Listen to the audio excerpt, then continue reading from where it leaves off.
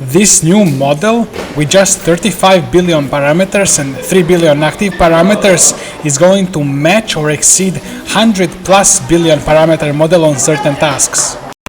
So authors unified reinforcement learning and knowledge distillation into a single framework.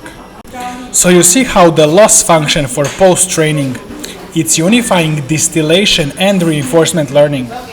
So you have a loss on the on-policy distillation and reinforcement learning loss, and both of them are multiplied by some weights. It's just some number between 0 and 1 that's gonna say how much of distillation loss are we counting towards the final loss and how much of the reinforcement learning loss. So you can turn off this one by multiplying with 0, for example. Another thing is to scale up distillation. They have architecture that allows multiple teacher models to be distilled at the same time into the student model. So the student model is learning from distillation. So these teachers are abstracted as modular building blocks in hierarchical configuration tree. So they have this concept of configuration tree. Here we can see the architecture. So the head CPU is where it all begins. So you see how it sends prompt into this student GPU pool, and the student GPU pool is gonna use this prompt to generate reasoning traces. So then agent loop worker is gonna perform multi-turn reasoning and tool usage.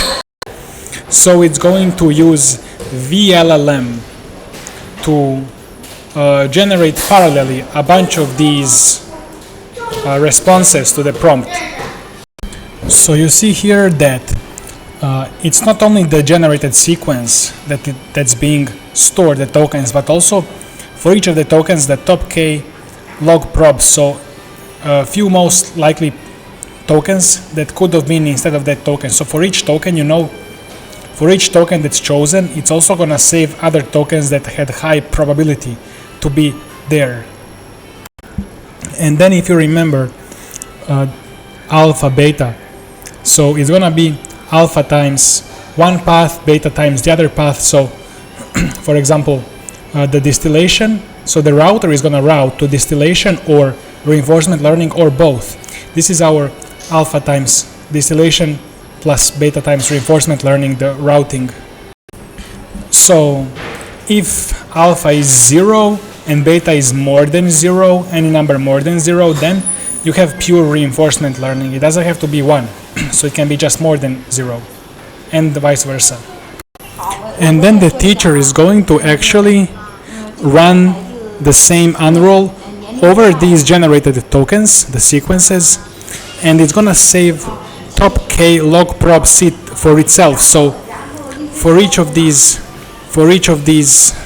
generated tokens, it's gonna save which other tokens, like what's the probabilities of all of these tokens, and which other tokens it was probable to generate.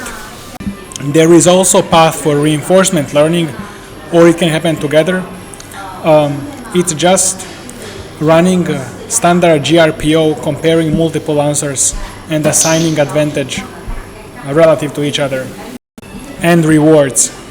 So the reinforcement learning loss is just GSPO, in this case, GSPO policy loss, doing sequence level clipped updates based on the rewards signal.